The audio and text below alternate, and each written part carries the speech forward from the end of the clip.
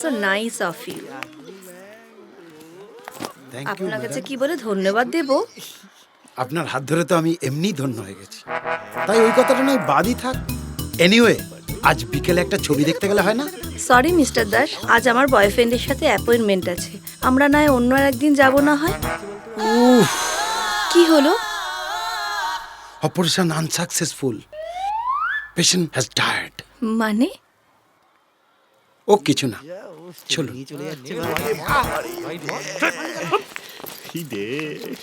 ও বাবা, এটা কি হলো? কি করছিস?